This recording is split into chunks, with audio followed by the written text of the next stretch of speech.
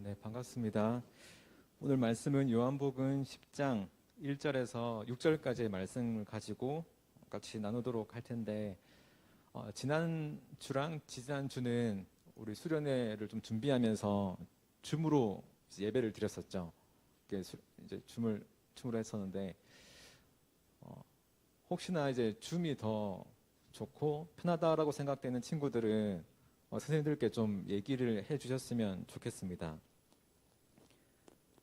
저도 이제 얼굴 보며 예배 드리는 게 좀 좋아서 그런가요? 오늘은 요한복음 10장 1절에서 6절, 다음 주는 요한복음 10장 11절부터 18절까지의 내용으로 이제 이정훈 목사님께서 설교를 이제 해주실 거예요. 오늘은 말씀을 나누기 앞서서 우리 지지난주 9장에서 예수님께서는 이제 제가 맹씨라고 했죠. 모태 시각장애인 맹씨의 눈을 띄워주는 사건을 이제 있었어요. 그리고 이 사람의 마지막 결론은 이제 무엇이었습니까? 그러니까 이 사람은 예수님에 대해서 이렇게 고백하죠. 당신은 선지자입니다. 당신은 나의 진짜 목자입니다. 당신은 하나님이 보내셨습니다. 라고 이제 고백을 했었어요. 그 고백의 결과가 무엇이었냐면 쫓아내어 보냄을 받았죠. 그러니까 회당에서 출교당했어요. 출교라는 말은 이제 사회적 사망이잖아요. 근데 참 목자를 만난 결과 사회에서 따돌림 당하고 현실에 엄청난 고통이 찾아왔죠. 다시 말하면 이제 진리를 찾는 자에게, 예수님 진짜 목자를 만난 자에게 오는 고통이 있는 세상인 거죠. 그러니까 예수님이 얼마나 이제 마음이 아팠겠어요. 진짜 목자를 찾은 자에게 세상은 고통을 선물하니까. 그러니까 예수님은 지금 그 9장의 내용을 바탕으로 참 목자를 찾아라.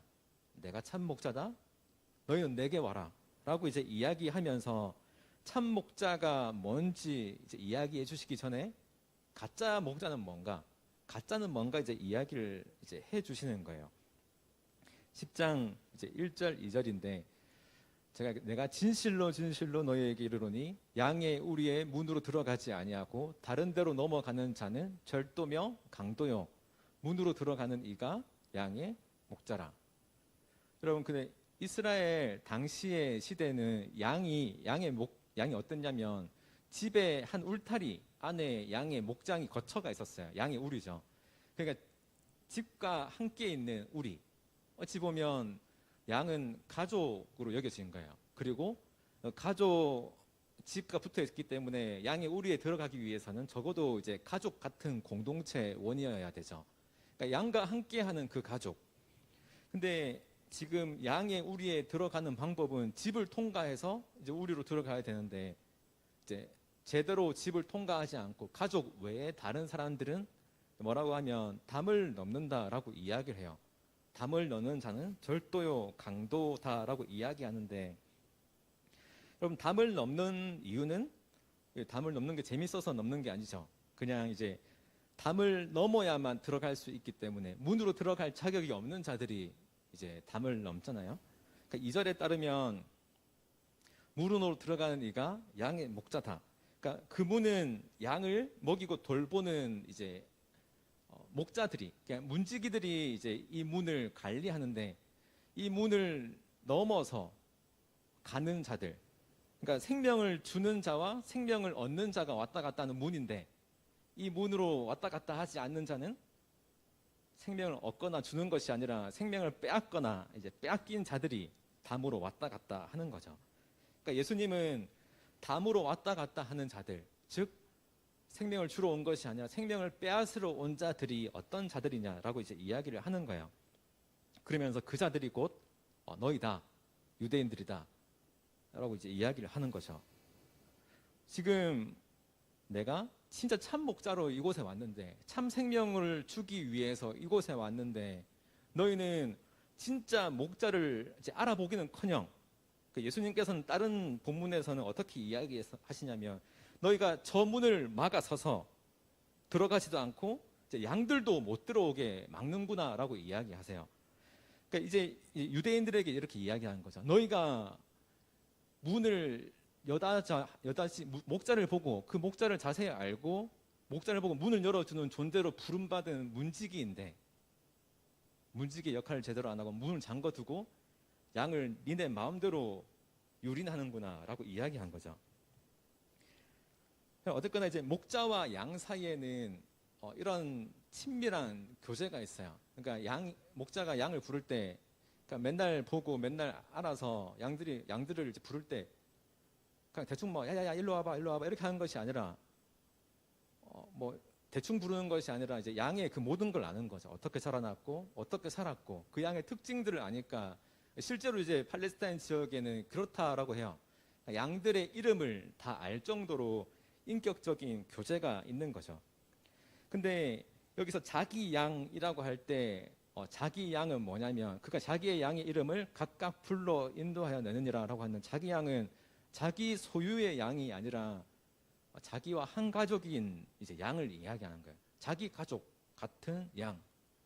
여러분 예수님께서 99마리의 양을 내버려 두고 한 마리의 양을 구하러 갈 수 있는 그 이유는 그 양이 이제 가족이니까 그런 거죠. 그리고 가족은 이제 비교 불가하잖아요.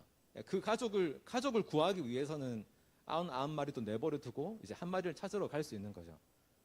가족 같은 존재이기 때문에 하는데 어쨌거나 이제 양들이 다 나온 것을 확인한 이 목자는 이제 앞서가요. 그리고 양들은 이제 그 뒤를 목자의 뒤를 따라가죠. 여러분 양이 목자를 따르기 위해서는 두 가지 조건이 필요한데 자기 양을 다 내온 후에 앞서가면 양들이 그의 음성을 아는 거로 따라오대. 양들이 따라오는 그 이유는 두 가지가 있는데 첫째는 양이 울타리 안에 있어야 돼요. 그러니까 울타리 안에 있다라는 말은 물리적으로 우리가 교회 안에 출석하며 교회라는 그 테두리 안에 있어야 된다라는 것을 이야기하는 것이 아니라 이제 예수님에게 확실히 속한 자가 되어야 되는 거죠. 그러니까 예수님이란 울타리 안에 속한 자는 뭐냐면 그러니까 내 생각과 내 판단보다 그러니까 그분의 질서, 예수님의 질서, 사랑과 신실한 그 질서를 믿는 자가 곧 예수님께 속한 자죠. 그러니까 예수님을 따르는 자, 그것이 나의 어떤 판단보다 훨씬 더 중요하고 더 가치 있는 길이다라고 고백하는 자가 이제 예수님께 속한 자거든요. 그 울타리 안에 있는 자. 두 번째는 이제 그 음성을 듣는 자예요. 양은 우리가 잘 알다시피 눈이 안 좋다라고 하잖아요. 눈도 안 좋고 이제 냄새도 잘 못 맡고. 근데 양이 목자를 알아봐는 방식은 뭐 개처럼 냄새를 잘 맡거나 아니면 저기 내 목자가 있다라고 이제 해서 알아듣는 것이 아니라 그 음성을 정확하게 잘 안다라고 해요. 그러니까 양과 목자가 소통하는 그것은 뭐죠? 목자의 음성과 양의 들음이죠. 그것이 이제 연결되는 거예요. 양이 목자를 잘 따를 수 있는 그 이유는 결국 이제 예수님께서 이 땅 가운데 오셔서 내 말을 들어라 라고 이야기했을 때 그 내 말은 아버지께로 들은 말이죠. 그러니까 아버지께로 들은 말을 예수님께서는 전하셨고 그러니까 들은 말만 전했다라는 것은 하나님의 말씀을 들었고 들은 말만 전하라는 그 따름의 그 명령에 잘 따랐다는 거죠. 그러니까 음성을 듣는다라는 것은 결국 그 음성만 따른다라는 거예요. 결국 목자와 양은 목자의 말과 양의 들음에 있는 거죠. 그리고 목자는 양에게 끊임없이 이야기를 하는 존재예요. 이곳으로 오라고. 그곳은 위험하니까 이곳으로. 끊임없이 말하는 존재가 목자고 끊임없이 듣는 존재가 이제 양이다라고 이야기하는 거예요. 이게 이제 우리 양이 목자를 따를 수 있는 이유가 됩니다. 5절에 보면 이렇게 이야기해요. 타인의 음성은 알지 못하는 거로 타인을 따르지 아니하고 도리어 도망하느니라. 그러니까 양은 목자의 음성만을 정확하게 기억하기 때문에 다른 것은 안다라는 거예요. 다른 음성이 그러니까 목자 같은 다른 거, 목자 같은 뭐 이단 같은 그런 것들 다 알고 민감하게 듣고 다른 것으로는 이제 가지 않는다라는 거예요.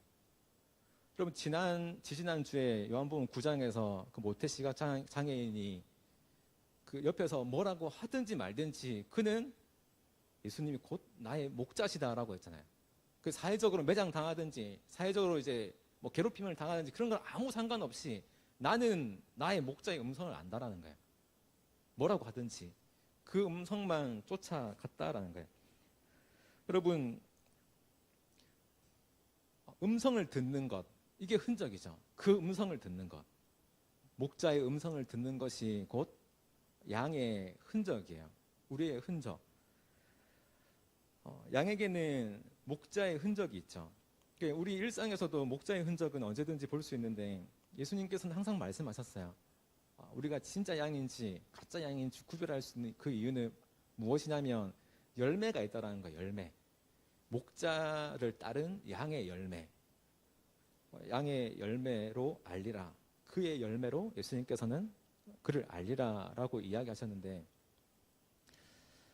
이분은 이제 하형록이라는 분에 대해서 잠깐 얘기를 하려고 해요. 이분은 유튜브에서 보니까 뭐 팀 하스라고 미국 청년들이 취업하고 싶은 회사 1위 팀 하스라는 회사가 있는데 이분이 그러니까 미국 이민자예요. 아버지는 이제 목회하시러 미국으로 가셨는데 어린 나이에 이제 그곳에서 자라게 되는 거죠. 한국말은 잘 못하시고 아무튼 이분이 어린 나이에 가셔서 그곳에 살고 한 20대 초반에 미국에서 꽤 잘 나가는 뭐 이런 회사인데 어떤 거냐면 이제 주차 타워 만드는 회사, 건설 회사죠. 주차장을 만드는 회사에 들어가서 약 30대도 안 됐는데 뭐 오너들의 이제 운영에 들어갔었어요. 그만큼 뭐 실력이 있었겠죠. 근데 30대 중후반에 자기에게 어떠한 질환이 있는 걸 발견했는데 심장 질환이었어요. 그래서 이 심장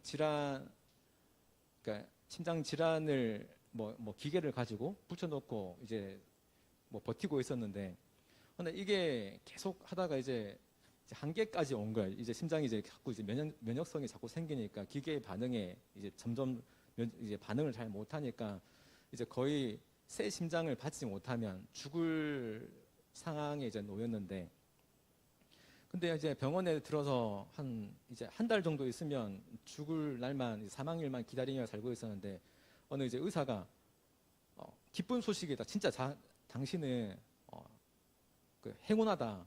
진짜 당신에게 딱 맞는 뭐 혈액이나 뭐 여러 가지 수치가 딱 맞는 그 심장이 아주 젊은 심장이 너에게 왔다라고 하면서 축하를 해주는 거예요. 그러면서 이제 당신에게 주는 그 축복을 약간 크게 얘기하기 위해서 옆방에 있던 어느 처녀는 이제 일주일도 안 있으면 죽게 됐는데 당신은 진짜 당신한테 진짜 딱 맞는 심장이 와가지고 너무나도 진짜 행운하다 이렇게 이야기하는데 이분이 하영롱이라는 그분이 그 말을 듣고 약간 이제 마음이 불편했어요. 얹힌 거죠. 이게 그 말이 들어가지 못하고 이게 자꾸 마음속에서 맴돌게 됐는데, 왜냐하면 이분이 목사님의 아들임에도 불구하고 성경을 잘 몰라서 자기가 이제 한 달 정도 남아 있으니까 성경을 계속 읽었대요. 그러니까 뭐 설교문 같은 걸 읽은 게 아니라 그냥 성경만 계속 쭉 읽었대요. 근데 그 성경 말씀 중에 자기의 마음속에 깊이 파고든 말씀이 있었는데 이거죠. 너의 이웃을 너의 몸과 같이 사랑하라. 여러분, 근데 이분은 심장이 없으면 이제 살 수 없는 그 몸이잖아요. 그 몸인 그 감정과 그 상태로 받아들이면 우리와 다르게 받아들이는 거죠. 내 몸처럼이 아니라 정말로 없으면 안 될 정도로 귀한 그것이 필요한 존재로 이웃을 보게 되는 거예요. 그러니까 이분이 이 말씀 때문에 옆방에 있는 그 처녀가 얹힌 거죠. 그래서 이제 의사랑 얘기해가지고 의사는 반대하죠. 그 처녀한테 그 심장을 주라고. 근데 그 하영록이라는 그분은 의사는 안 된다고, 당신한테 딱 맞다고. 근데 계속 왔다 갔다 하다가 결국에는 심장을 그분한테 주고 이분은 기계로 버티고 하다가 한 달 후에 좀 낡은 헌 심장을 받고 뭐 지금은 어떻게 됐는지 잘 모르겠지만 이렇게 했다라고 하더라고요. 참 이 얘기를 들으면서 참 이제 좀 감동이 됐는데 이분입니다. 하형록. 우리에게는 목자의 흔적이 있는가라는 걸 생각하게 되더라고요. 나에게는. 제가 항상 말씀을 듣고 말씀을 전하는데 뻐꾸기처럼 말하는 사람이 아니라 나의 뒤에는 그 목자를 따른 흔적이 있는가? 그것은 듣고 따른 거죠. 그 말을 듣고 그 음성을 들은 거죠. 네 이웃을 네 몸처럼 사랑해라라는 그 음성에 반응한 거였어요. 그 반응은 나의 생명보다, 나의 환경보다, 내가 누리고 있는 뭐 엄청나게 거대한 기업보다 그 말씀이 더 컸냐라는 그거예요. 여러분, 목자의 흔적이 있고 그 흔적의 첫 단추는 음성을 듣는 거죠. 근데 안타깝게도 유대인들은 그 음성을 듣지 못했어요. 왜냐하면 목자의 양이 아니었기 때문에 그 음성이 들리지 않는 거예요. 양은 그 음성을 듣는데 유대인들은 양이 아니었던 거죠. 그러니까 아무리 하나님의 양이라고 자처했지, 나는 하나님의 양이라고 말만 했지, 그걸 따르지 않은 거니까 그들은 하나님의 양이 아닌 거죠. 6절 읽고 정리하도록 하겠습니다. 예수께서 이 비유로 저희에게 말씀하셨으나 저희는 그 하신 말씀이 무엇인지 알지 못하나이다. 예수님께서 말씀하셨죠. 근데 뭐 알아야 우리가 따를 거잖아요. 뭐 이해해야 따를 거잖아요. 주님께서 말씀하시면 내가 잘 받아들여야 그 말씀 그대로 내가 잘 할 수 있잖아요. 그럼 우리가 잘 따르려면 예수님께서 잘 말해줘야 되는데 예수님의 제자는 잘 알아듣지 못했어요. 그럼 우리가 말씀을 알아듣는다라고 이야기하는 것은 이렇게 생각할 수 있는데, 여러분, 예수님의 제자들은 한번 생각해 보면 예수님 제자들은 예수님께서 말씀하실 때마다 기적을 보고 놀라곤 했지만 그 기적이 어떤 의미로 어떤 메시지를 우리에게 주는지는 정확하게 파악하지 못했어요. 왜냐하면 성경을 보다 보면 우리가 알겠지만 뭐 물을 포도주로 바꾼 사건에도 그들은 이것을 이해하지 못했더라 이런 말들이 있잖아요. 그러니까 예수님이 하는 일들을 다 이해하지 못했어요. 그래서 예수님이 너희가 왜 이런 것도 알지 못하느냐라고 이제 꾸짖은 적도 종종 있죠. 근데 그들은 그래도 예수님 곁에 있었어요.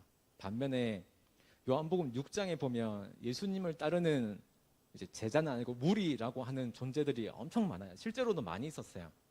근데 제자가 아니라 무리가 된 이유는 예수님이 떡을 주고 예수님이 먹을 걸 주고 예수님이 나에게 뭔가 줘서 모여들었는데 예수님이 하는 말씀, 나는 생명의 떡이다, 나는 빛이다, 나는 길이다, 나는 진리다, 이런 말들이 이 말은 어렵도다, 이 말은 이해하기 어렵도다라고 이야기하면서 어떻게 했냐면 떠났어요.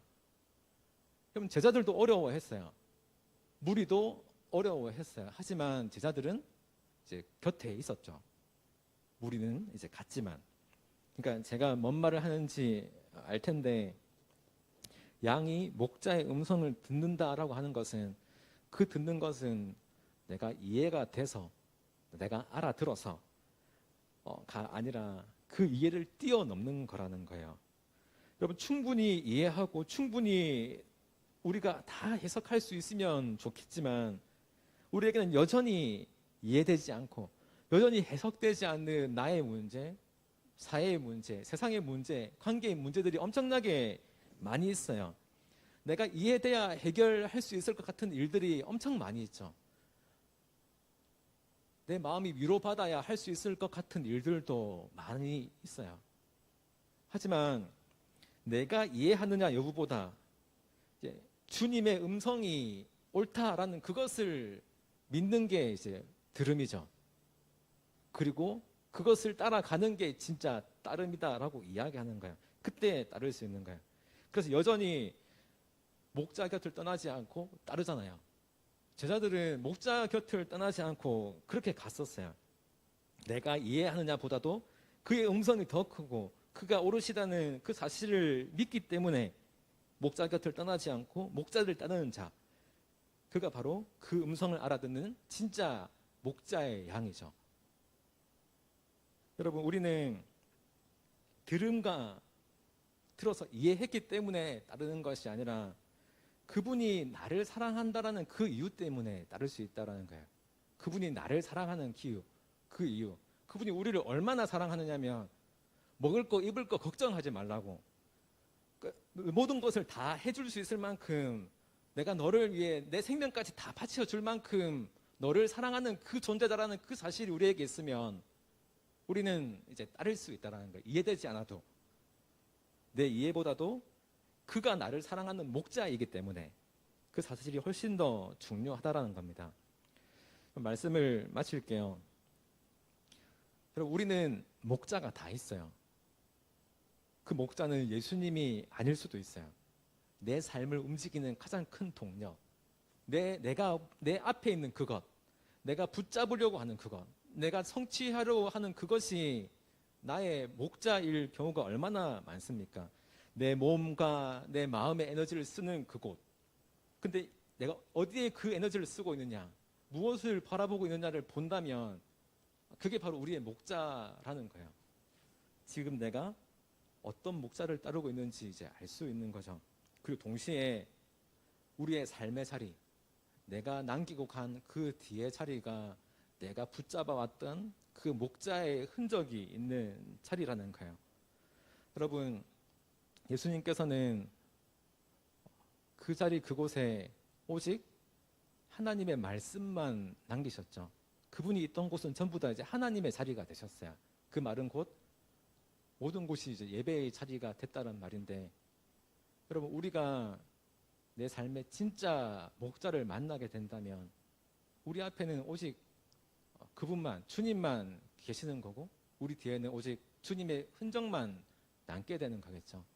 내가 지금까지 어떤 목자를 쫓아왔는지, 또 어떤 목자를 붙잡고 살아야 하는지, 지난 시간을 생각해 보면, 그러니까 저도 이제 다른 목자를 많이 붙잡았던 것 같아요. 우리도 다 그렇죠. 하지만 주님을 진짜 만나고 나서 진짜 생명이 어디서 오는지, 진짜 진리가 무엇인지, 그 진리가 주는 힘이 무엇인지 발견하고 난 그 이후부터는 우리 이제 흔들리지 않고 이제 그 목자만 붙잡고 살아갈 수 있는 거죠. 우리 모두가 그 목자를 따라 내 뒤에는 목자의 흔적이 남고 내 앞에는 주님이 보이는 그런 복된 삶으로 인도받는 그런 은혜가 넘치기를 예수님의 이름으로 축원합니다. 우리 찬양하고 기도하겠습니다.